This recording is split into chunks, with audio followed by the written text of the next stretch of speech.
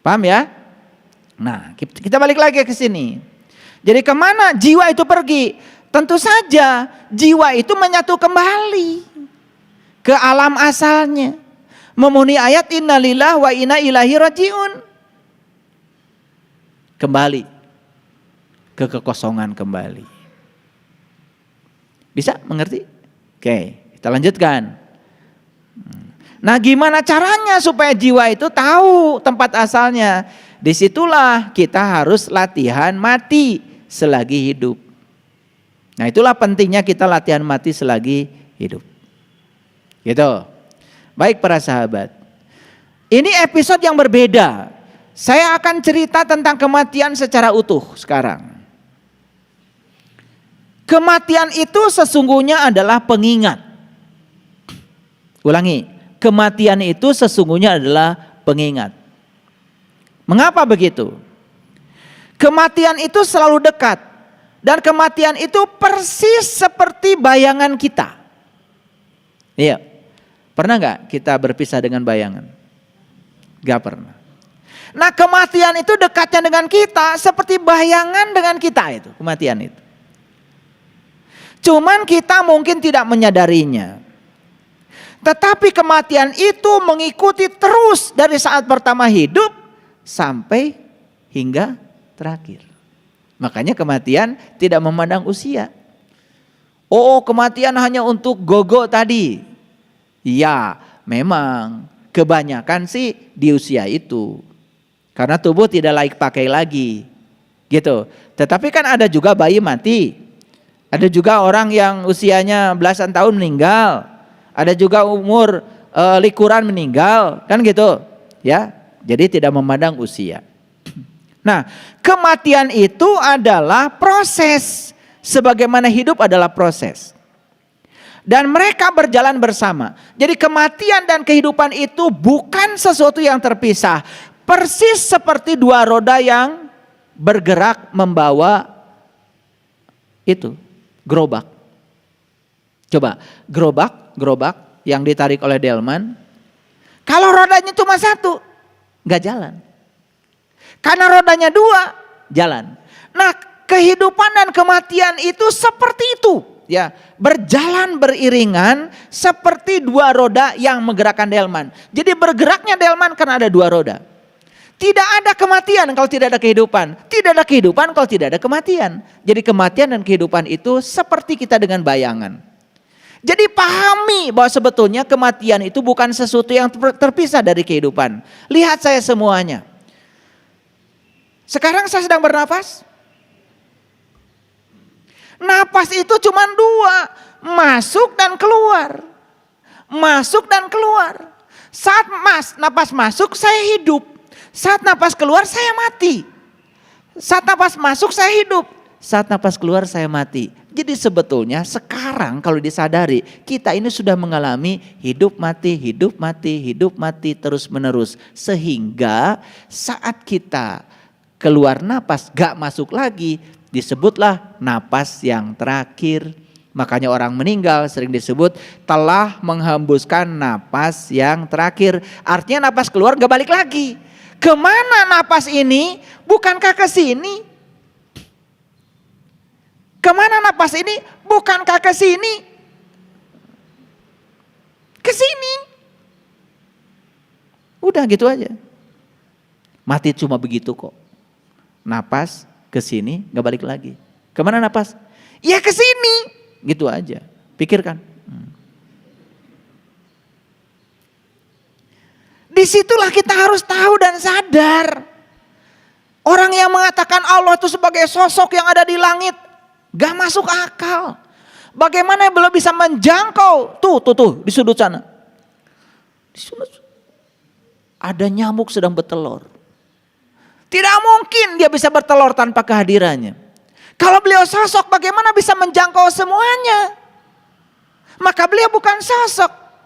Beliau adalah ini. Tidak ada satu peristiwa pun yang tidak ada kehadirannya.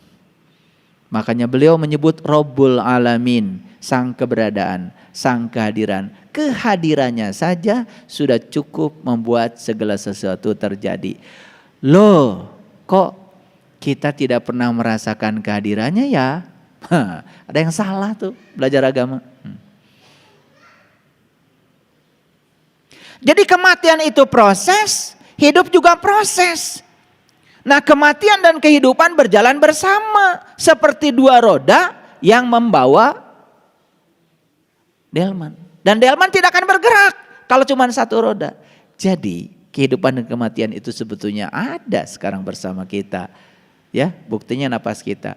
Makanya ini listrik nih, ya lampu ini. Kalau dipoto pakai stroboskop, kita akan lihat nih, lampu ini hidup mati, lampu ini hidup mati loh.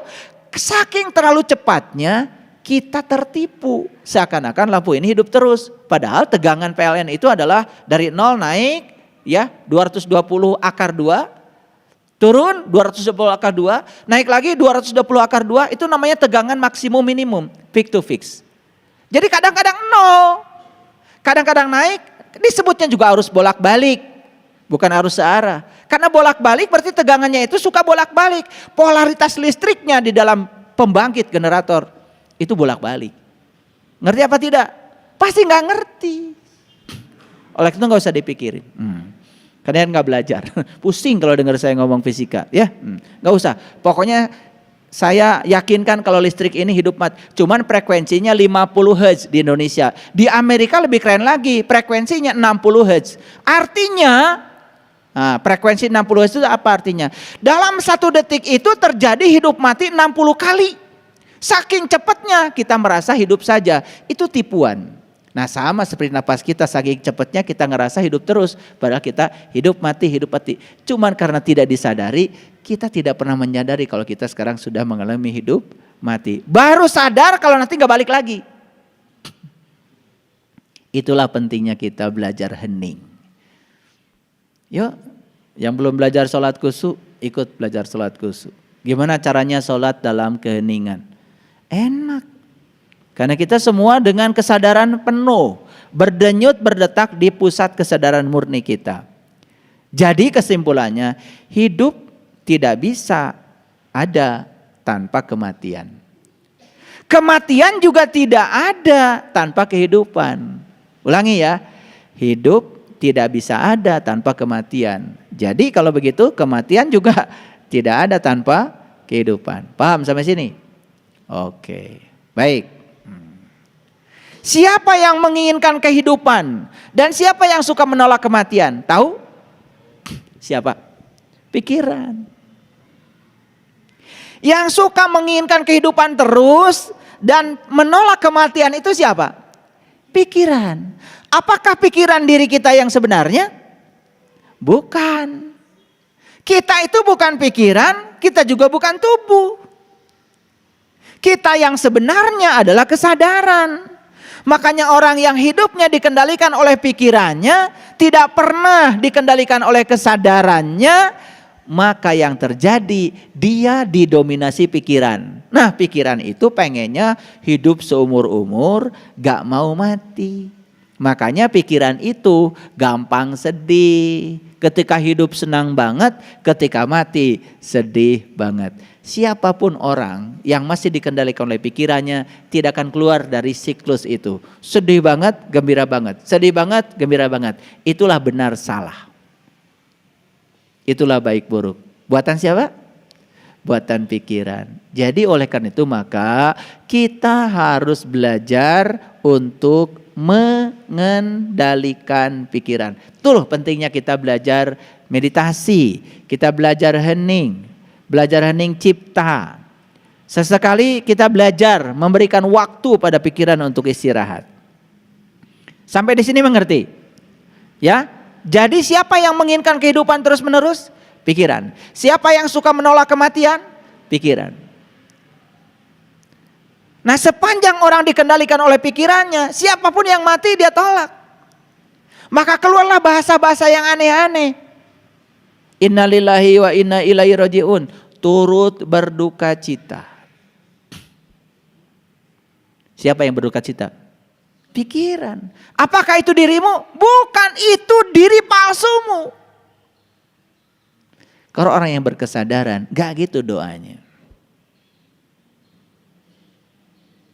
Semoga almarhum almarhumah pulang dengan sempurna dalam liputan cahayanya yang agung.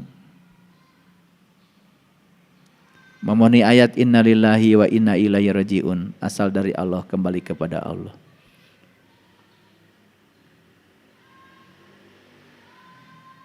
Jadi orang yang cerdas itu cara berdoanya juga beda.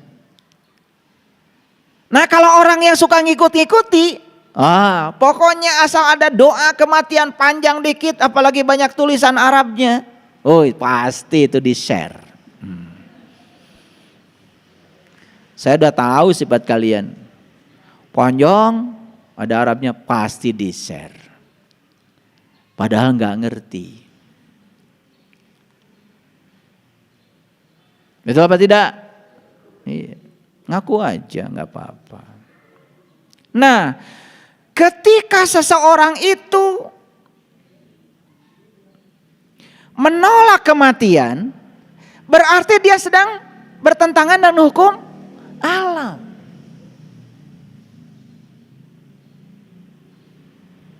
Keinginan untuk hidup terus ternyata bukan hanya dimiliki manusia. Hampir semua makhluk hidup ingin hidup terus.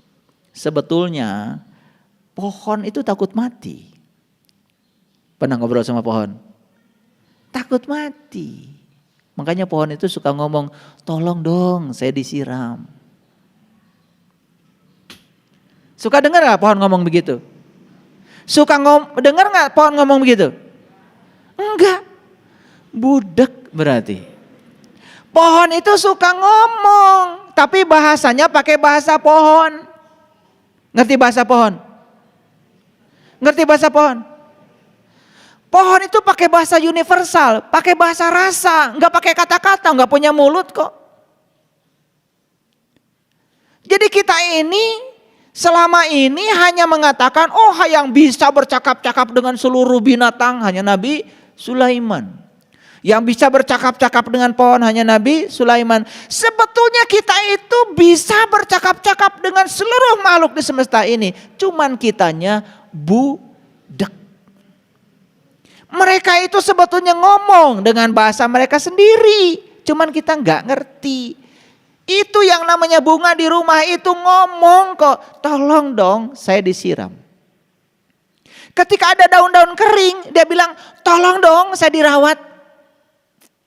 Jangan cuma jenggotmu aja yang dikerok, tolong dong daun-daun kering di sekitar saya dirawat. Itu kalau pohon dirawat, daun keringnya diambil, yang kuning-kuningnya diambil. Seneng banget itu pohon itu. Besok berbunga. Gitu gak kalian dengan pohon? Ya habis boro-boro nyiram, boro-boro lihat daun kuning, gak pedulilah. Iya. Upil di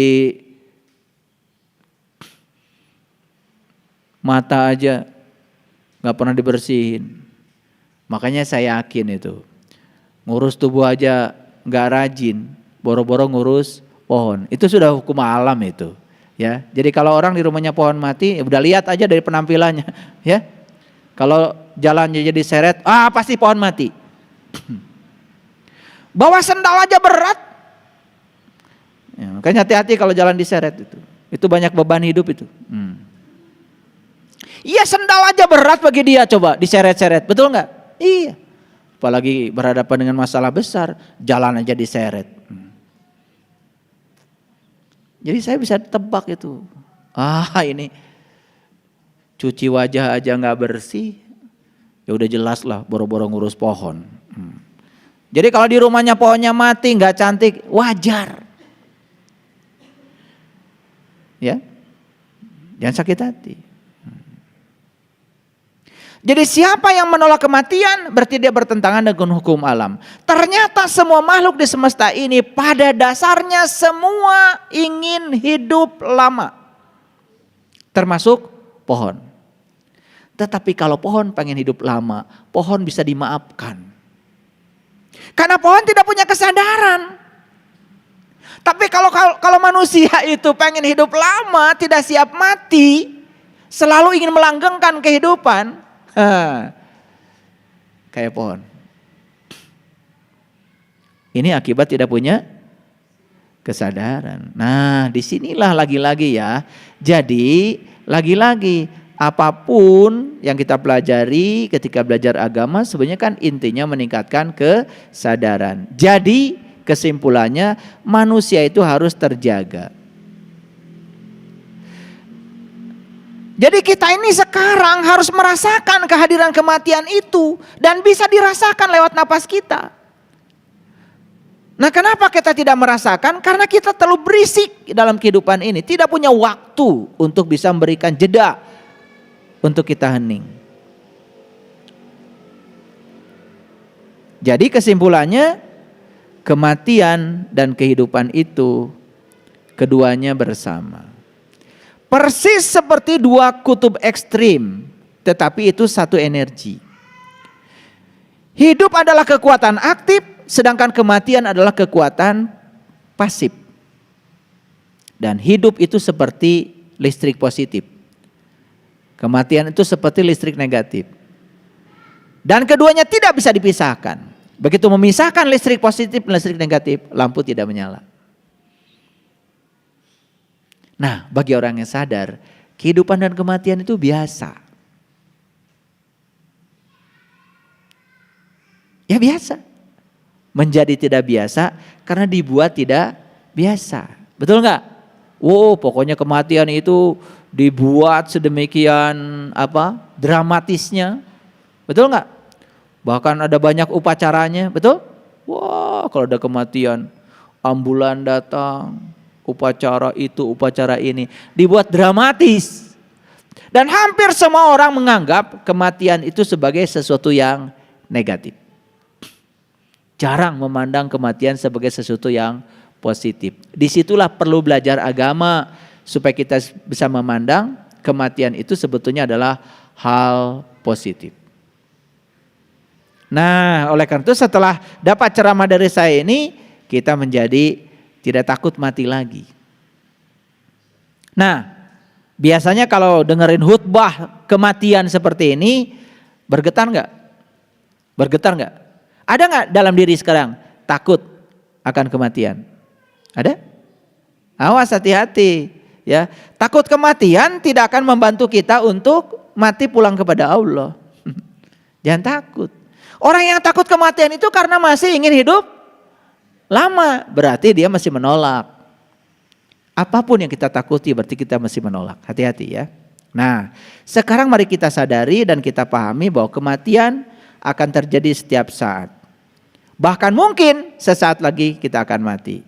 Nah, kesadaran ini akan membantu kita menjalani momen saat ini di sini sedalam mungkin. Makanya orang-orang yang selalu berfokus pada saat ini, di sini, sekarang, memahami the power of now, memahami kekuatan saat ini, maka dia akan berada dalam keadaan damai. Tidak takut kehidupan, tidak takut kematian. Itu poinnya. Nggak tahu bisa nangkap nggak poin saya? Oke, ya.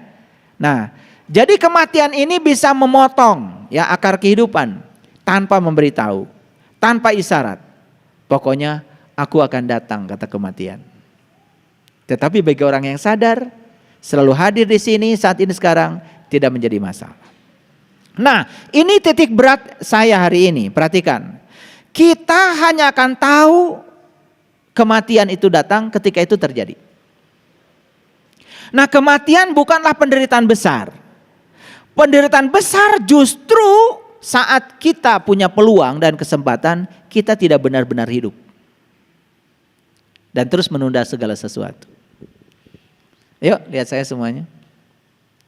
Kematian bukan penderitaan besar. Penderitaan yang paling besar justru kita menyia-nyiakan kehidupan. Catat.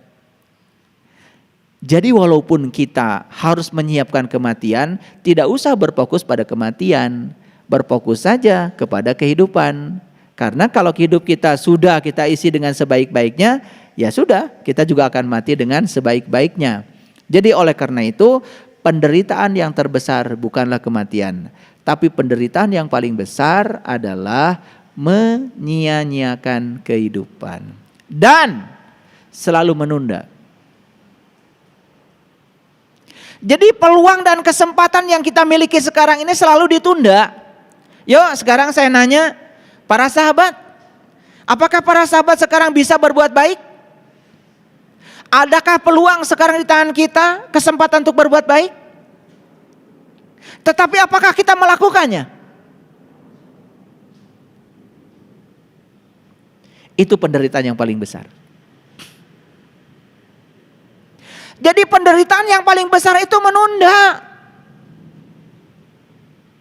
Menunda padahal saat ini kita punya peluang dan kesempatan untuk bisa melakukannya. Dan Allah sedang memberikan kontrol kepada kita untuk melakukannya. Kita tidak melakukannya.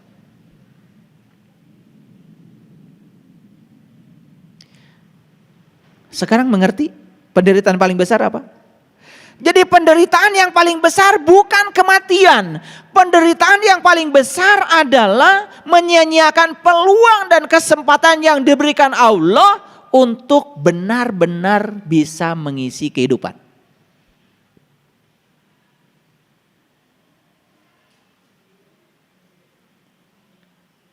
Ayo, betul nggak kita sering menunda?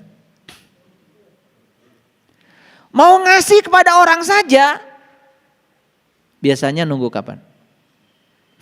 Besok. Besok dilakukan? Besok lagi. Besoknya dilakukan? Besok lagi. Terus saja besok. Inilah penderitaan terbesar. Menunda, padahal hari ini, saat ini kita punya peluang dan kesempatan untuk bisa melakukannya.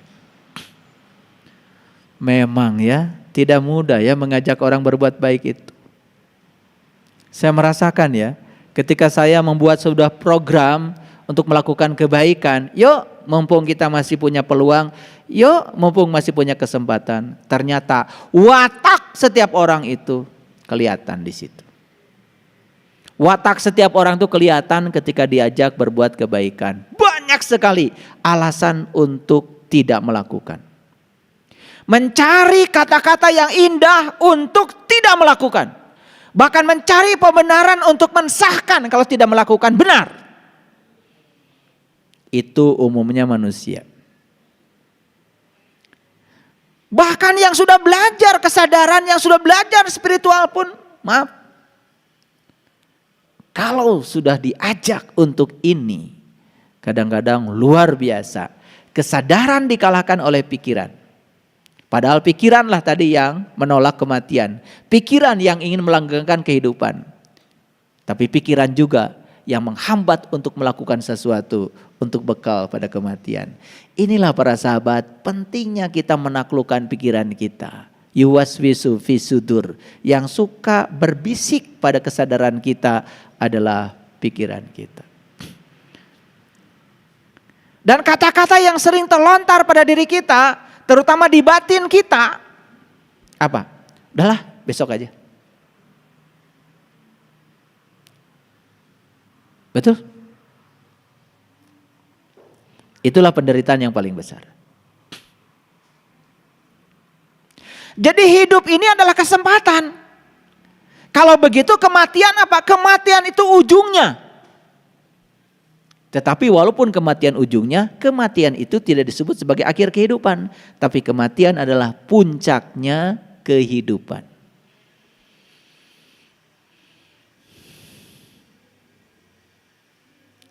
Jadi jika kita memahami kematian, hidup akan menjadi intens. Di situ akan lahir yang namanya totalitas.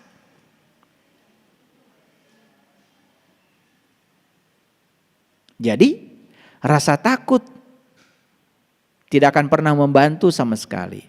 Karena ketakutan justru akan mengaburkan pikiran. Tidak pernah ada pemahaman yang lahir dari rasa takut. Ini agak berat kata-kata saya. Tidak pernah ada pemahaman yang lahir dari rasa takut. Jadi orang yang takut akan kematian, justru rasa takutnya menghalangi pemahaman dia tentang kematian itu sendiri. Jadi ketika dia tidak paham kematian itu apa yang terjadi? Yang terjadi semakin takut akan kematian. Maka akan semakin mengaburkan pikirannya. Pemahaman tentang kematian tidak akan bisa dicapai. Jadi para sahabat, kapanpun kita merasa takut, itu adalah kesempatan yang luar biasa untuk memahami bahwa hidup itu adalah sesaat. Makanya hidup itu sering digambarkan seperti bunga. Tahu bunga? Bunga cantiknya berapa lama? Sebentar. Tetapi walaupun sebentar kan cantik. Bunga itu hanya sebentar harumnya. Tapi walaupun cuma sebentar kan harum. Gak apa-apa kehidupan kita sebentar. Yang penting cantik dan harum.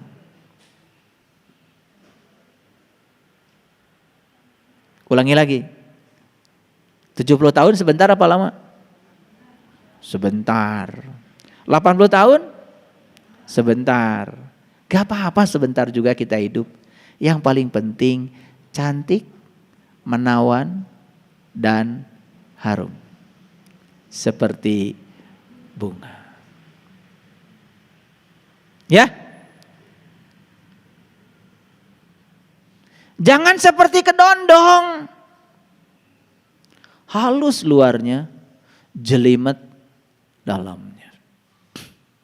Kadang-kadang ada orang yang pura-pura halus di luar padahal dalamnya jelimet banget. Makanya kedondong gak pernah dipakai untuk sesajen.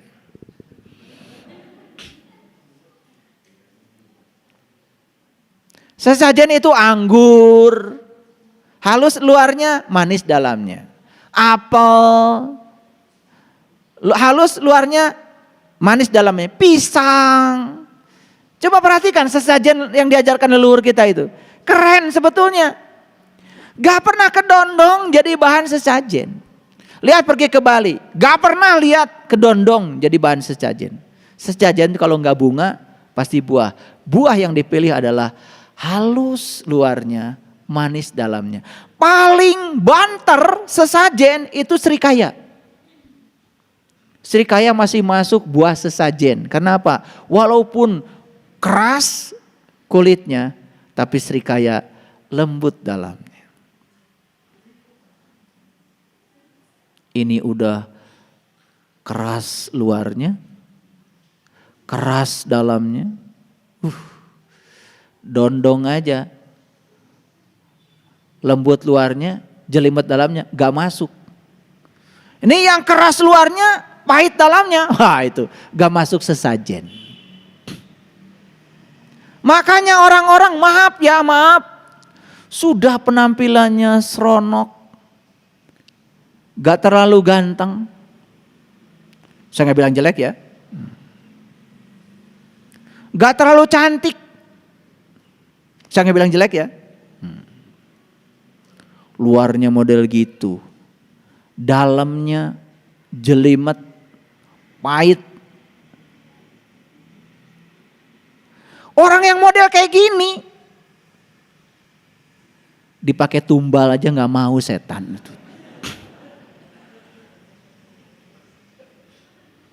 Tapi orang yang model gini itu cuman kepake kalau ada hajatan.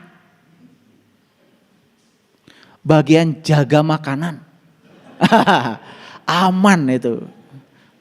Cuma segitu aja kepakainya. Di luar itu gak kepake lagi. Dipakai tumbal aja. Setan gak demen.